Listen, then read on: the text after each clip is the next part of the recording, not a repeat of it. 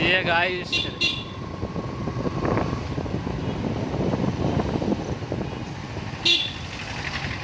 Charge नहीं टिकता यार अब। यार कोई दिक्कत नहीं है।